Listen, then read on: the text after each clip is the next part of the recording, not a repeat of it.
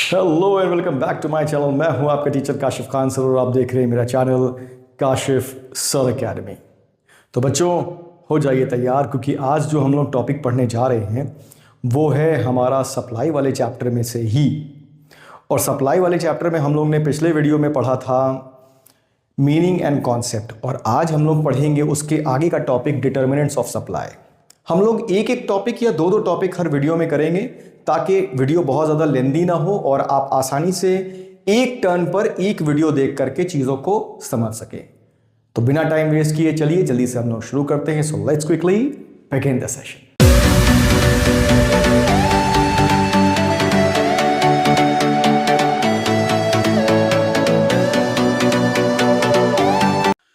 अब बच्चों, determinants of supply क्या होता है? डिटर्मिनेंट्स ऑफ सप्लाई का मतलब ये वो फैक्टर्स होते हैं जिनकी वजह से हमारी सप्लाई इफेक्ट करती है।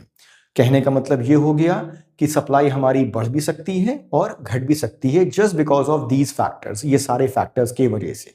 ठीक है, तो अब हम लोग एक एक करके ये सारे फैक्टर्स को समझेंगे और इसको डिटेल में पढ़ेंगे। तो पहला पॉइंट कह रहा है हमारा प्राइस ऑफ द कमोडिटी।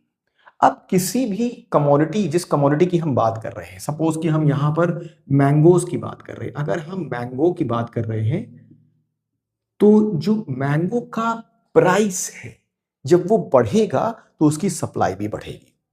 चलो ये तो फ्रूट हो गया। फ्रूट के अलावा हम किसी और चीज का एग्जांपल ले लेते हैं। हम यहां पर एग्जांपल ले लेते हैं मोबाइल फोन्स का। ठीक है, हम यहां पर मोबाइल फोन का एग्जांपल ले लेते हैं। मोबाइल फोन का हमने एग्जांपल ले लिया। ठीक है, अब मोबाइल फोन का मतलब क्या है? मोबाइल फोन क्या है? वो कहीं ना कहीं मैन्युफैक्चर होता है, कहीं ना कहीं उसको बनाया जाता है, तो उसका जो रिलेशन होगा वो क्या होगा? प्राइस से।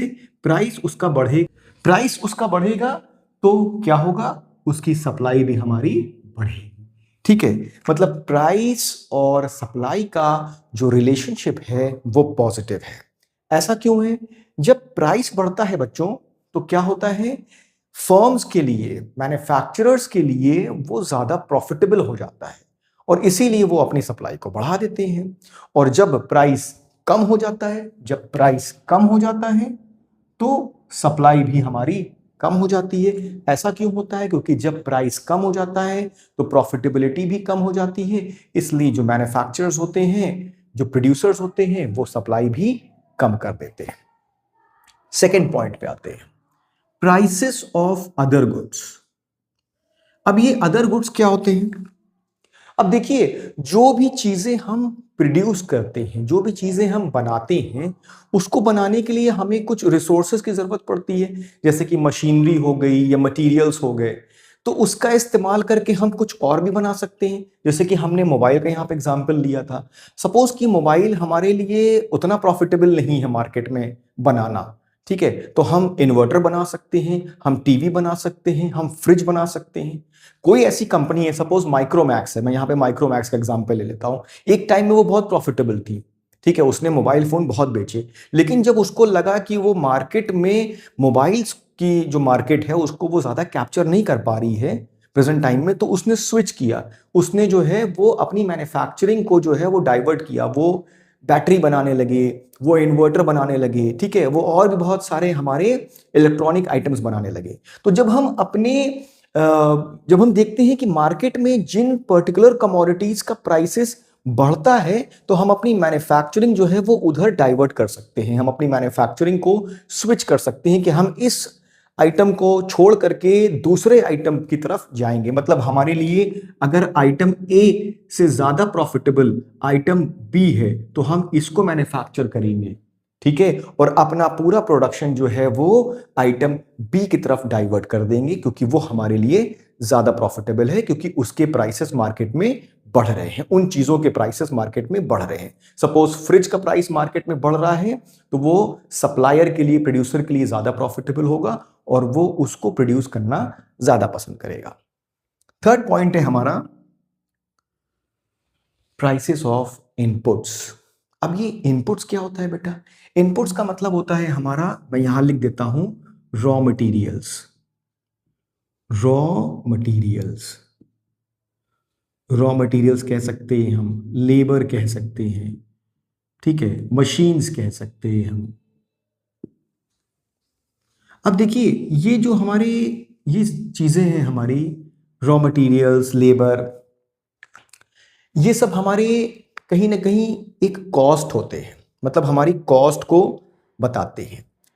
जब हम कोई चीज प्रोड्यूस करते हैं तो रॉ मटेरियल्स का यूज करके, लेबर का यूज करके, मशीनरी का यूज करके करते हैं। सपोज हमें एक चेयर बनानी है या टेबल बनानी है तो हमें लकड़ी की ज़रूरत होगी, हमें लेबर के तौर पे कारपेंटर की, कुछ मशीन्स की ज़रूरत पड़ेगी। तो ये सब चीज़ों का यूज़ करके हम एक चेयर या टेबल बनाएंगे। तो जितना हमको पैसा खर्च होगा बनाने में वो हमारी कॉस्ट होगी।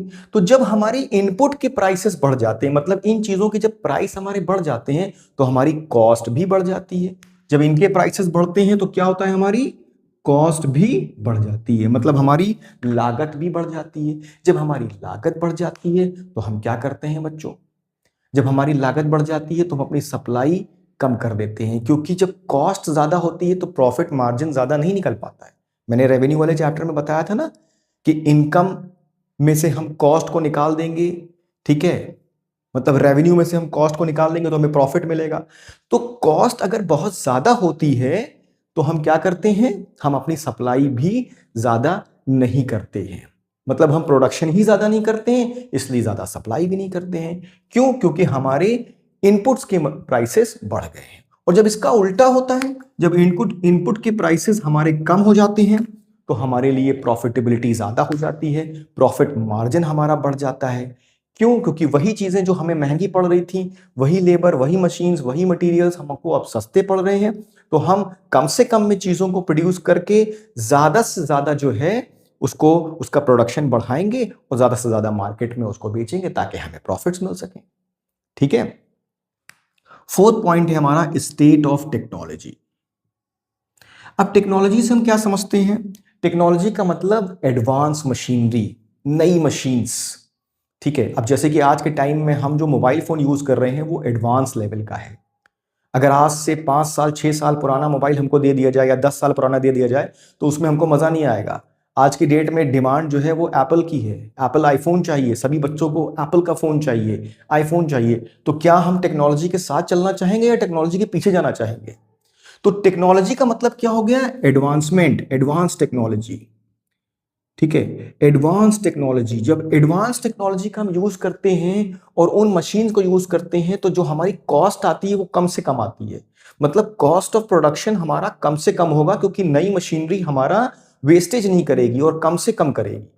ठीक है। और वहीं जब हम पुरानी टेक्नोलॉजी का यूज करते हैं, आउटडेटेड टेक्नोलॉजीज का यूज करते हैं, तो क्या होता है, आउटडेटेड टेक्नोलॉजीज का जब हम यूज करते हैं तो हमारा कॉस्ट ऑफ प्रोडक्शन ज्यादा आता है।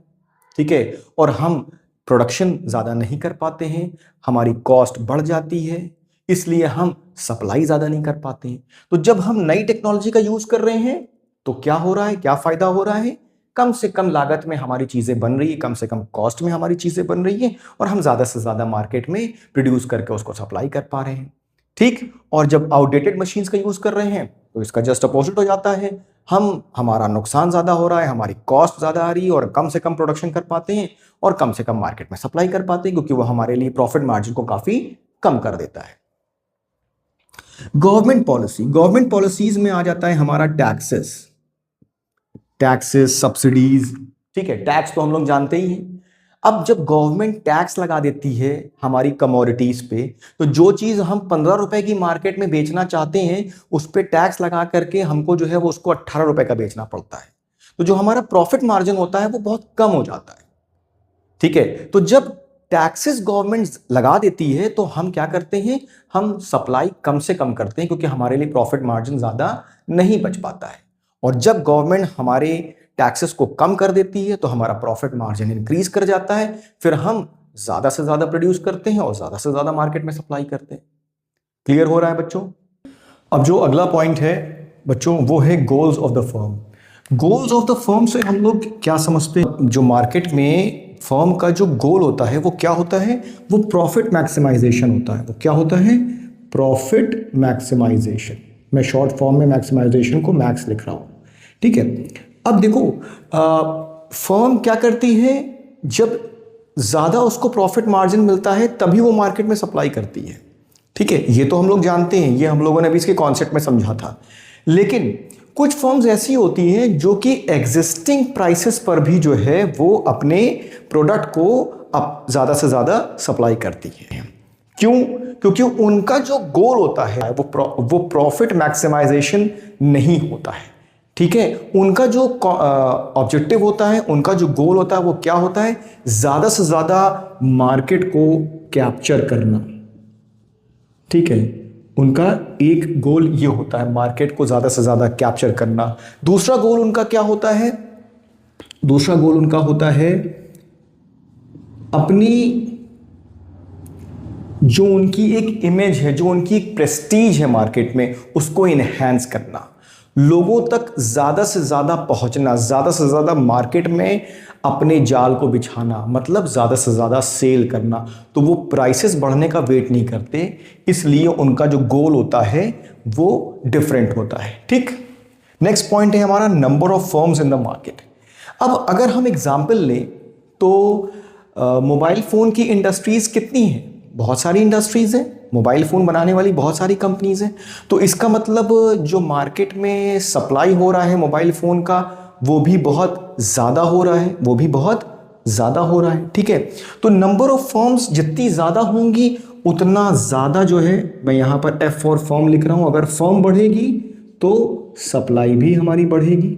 ठीक है, नंबर ऑफ फर्म्स अगर ज़्यादा होंगी तो मार्केट में सप्लाई भी ज़्यादा होगी, और अगर नंबर ऑफ फर्म्स जो है वो कम होगी तो सप्लाई भी मार्केट में कम होगी। कम कैसे होगी? क्योंकि एग्जिस्टिंग फर्म्स में से बहुत सारी फर्म ऐसी होती हैं जो छोड़ देती हैं उस बिजनेस को। ठीक है, वो उस बिजनेस को बंद कर देती हैं। तो सपोज फॉर एग्जांपल 10 कंपनीज ऐसी हैं जो कि मोबाइल फ़ोन बना रही हैं, उसमें से 4 कंपनीज को लॉस हो रहा है, तो वो छोड़ के चली गई, उन्होंने उस बिजनेस को बंद कर दिया। तो क्या हो गया? सप्लाई कम हो गई। क्यों? मार्केट में मोबाइल फ़ोन्स की सप्लाई इसलिए कम हो गई क्योंकि जो 4 फर्म्स थी जो और मार्केट में फ़ोन्स को सप्लाई कर रही थी वो छोड़ के चली गई। ठीक, तो ज़्यादा फर्म्स ज़्यादा सप्लाई, कम फर्म्स जो छोड़ के चली गई जिसकी वजह से फर्म्स कम हो गई तो सप्लाई भी कम हो गई। नेक्स्ट है हमारा फ्यूचर एक्सपेक्टेशन रिगार्डिंग प्राइस। अब यहां पर जो सप्लायर होता है वो फ्यूचर के एक्सपेक्टेशन के हिसाब से जो है वो अपनी सप्लाई को करता है। अगर उसको लगता है कि फ्यूचर में जो है वो प्राइसेस बढ़ने वाले हैं, राइज करने वाले हैं, प्राइसेस राइज करने वाले हैं, तो वो क्या करता है? अपनी सप्लाई को रोक लेता है प्रेजेंट टाइम में, और फ्यूचर में प्राइस बढ़ने का वेट करता है। और जब प्राइस बढ़ता है तो फौरन जो है वो क्या करता है? अपनी सप्लाई को बढ़ा देता है। ठीक है, इसी का जस्ट अपोजिट हो जाता है। अगर सप्लायर को ये लगता है कि फ्यूचर में प्राइस कम होने वाले हैं, ठीक है, तो वो क्या करता है? वो प्रेजेंट टाइम में ज्यादा से ज्यादा सप्लाई करके अपने स्टॉक को खाली करता है। ठीक है, ज्यादा से ज्यादा सप्लाई करता है। नेक्स्ट पॉइंट है हमारा means of transportation and communication. अब जिस जगह पर, जिन प्लेसेस पर ज़्यादा अच्छे ट्रांसपोर्टेशन है, ज़्यादा अच्छा कम्युनिकेशन है, मोड ऑफ ट्रांसपोर्टेशन है जहाँ पर आसानी से कम्युनिकेशन किया जा सकता है, वहाँ पर सप्लाई ज़्यादा होगी, वहाँ पर हमारी सप्लाई ऑफ गुड्स जो है वो आसानी से पहुँच जाएंगे। अब विलेज एरियाज़ है, रिमोट एरियाज़ हैं, हिली एरियाज़ हैं, वहाँ पर सप्लाई पहुँचने में टाइम लगता है। लेकिन वही हमारे अर्बन एरियाज़ हैं, मेट्रो सिटीज़ हैं, वहाँ पर जो गुड्स की सप्लाई है वो पहुँचने में बिल्कुल भी ज़्यादा वक्त नहीं लगता है। तो it depends about it all depends on the mode of transportation and the communication that is in that particular area. तो आई होप कि बच्चों आपको ये टॉपिक समझ में आया होगा। कोई भी अगर कन्फ्यूजन है तो आप मुझे कॉमेंट सेक्शन में बता सकते हैं। Thanks for watching my video. Love you all.